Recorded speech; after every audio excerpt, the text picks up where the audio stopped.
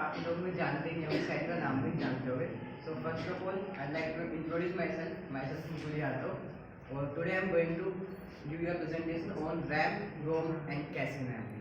Okay, so before I start my presentation I like to know कि किन लोगों को पता है एग्जैक्टली कि रैम, रोम और कैशे मेमोरी होता क्या है. आप में से कोई बता सकता है रैम की फुल फॉर्म क्या होती है? Random access memory. And ROM की फुल फॉर्म क्या होती है? Read only memory.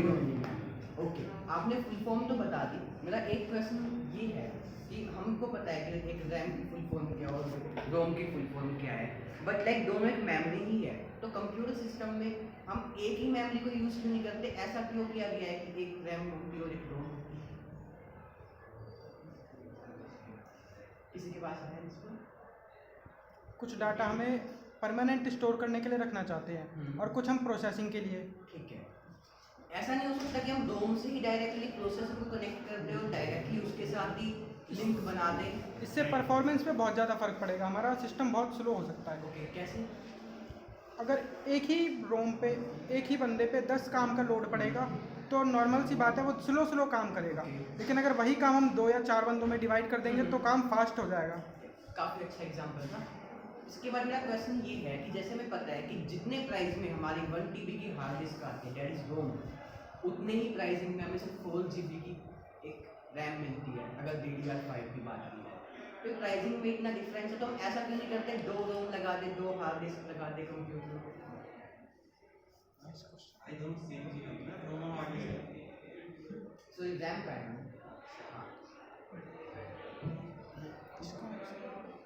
तो एक एग्जाम्पल के साथ समझाऊंगा, काफ़ी अच्छा एग्जाम्पल है, शायद भूलोगे नहीं कभी लाइफ टाइम में. सो एज्यूम करो कि ये ऑफिस रूम है, ठीक है?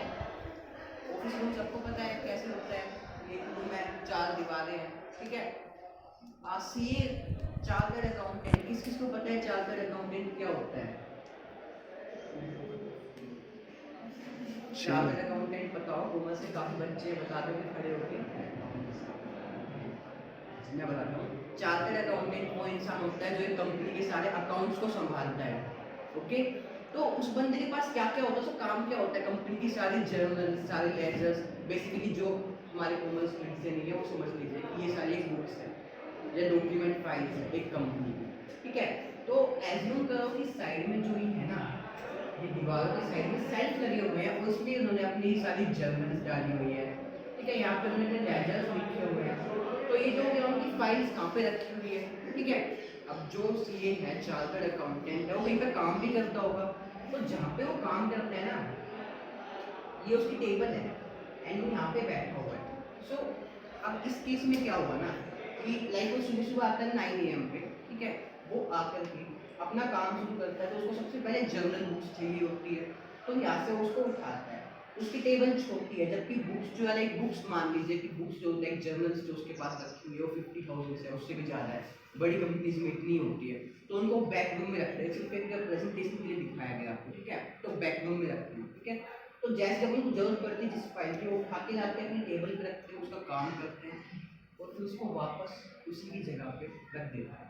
क्योंकि टेबल पे कितनी कैपेसिटी है? टेबल पे मैक्सिमम आप 10 फाइल रख लोगे, 20 रख लोगे, मैक्सिमम टू मैक्सिमम 1000 रख लोगे, उससे ज़्यादा नहीं रख सकते ना.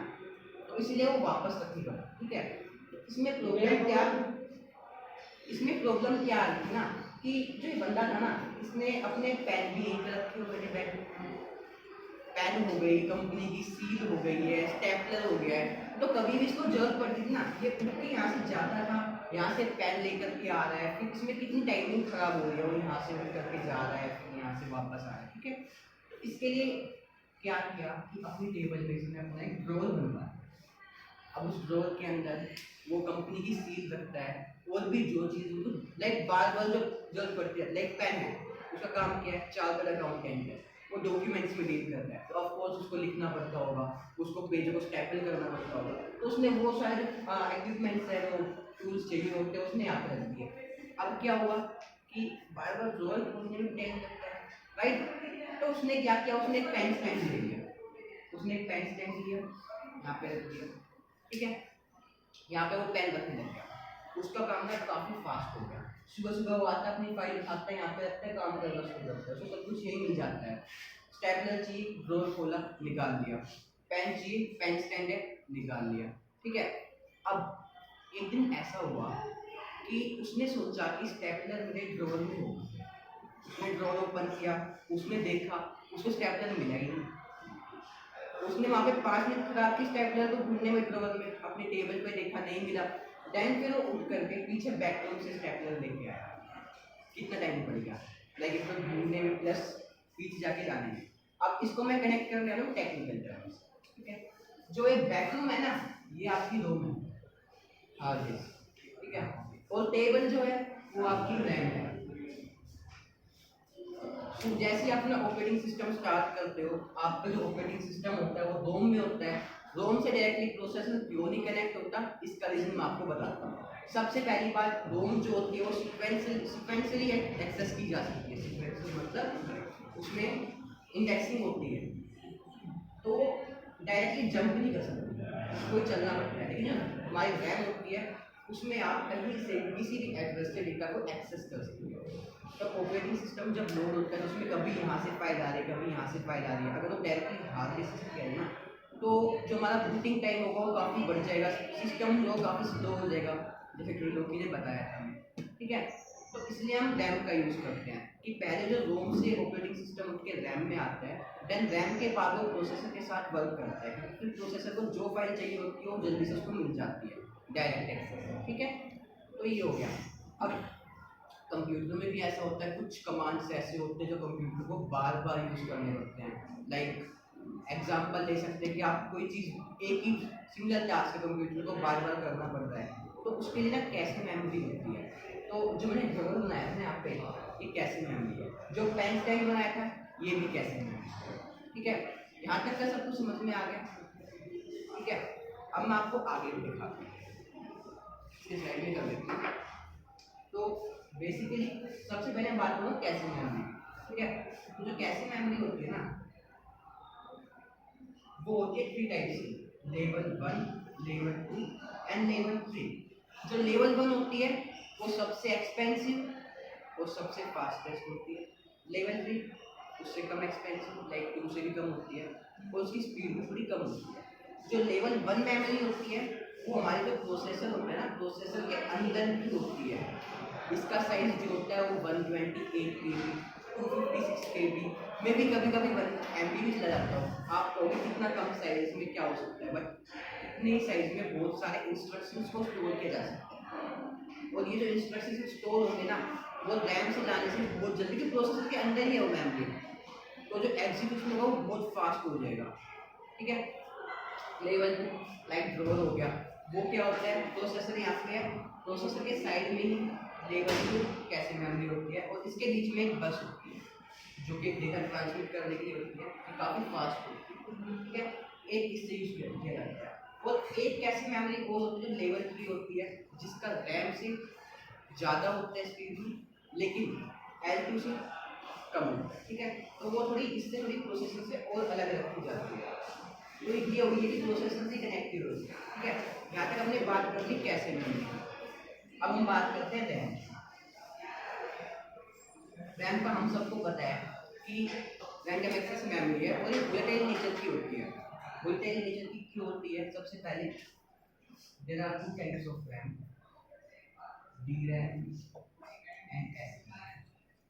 जो एस रैम है ना, एस की फुल फॉर्म है स्टैटिक, और डी की फुल फॉर्म है डायनेमिक। जो स्टैटिक रैम है ना, इसी रैम से कैशे मेमोरी बनती है। ठीक है। और जो डी रैम है, ये हमारे कंप्यूटर्स में जो लगी हुई होती है, इसमें भी काफ़ी सारे आते हैं, DDR 1 to 5। ठीक है।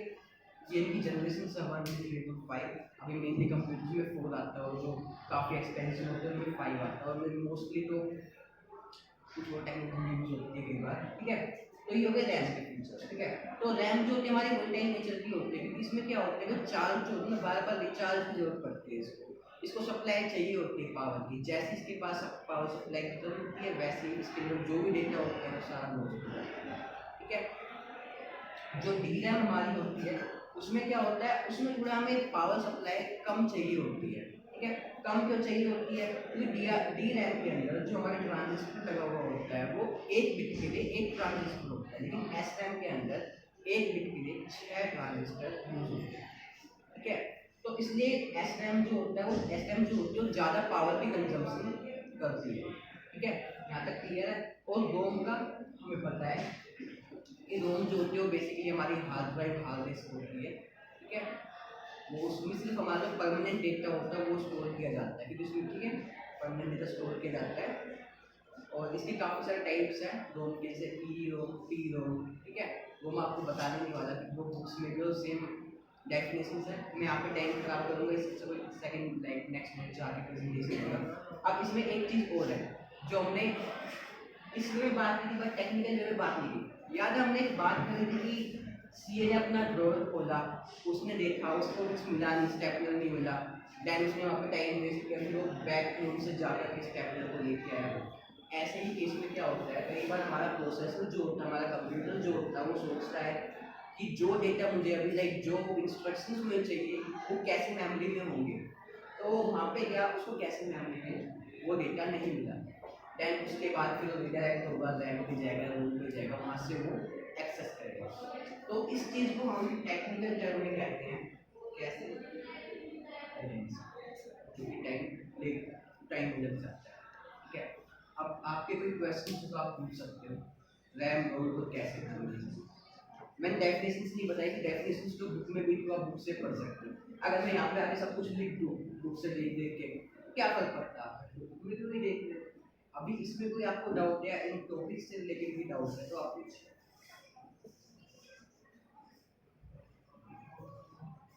है किसी को डाउट? पहला क्वेश्चन,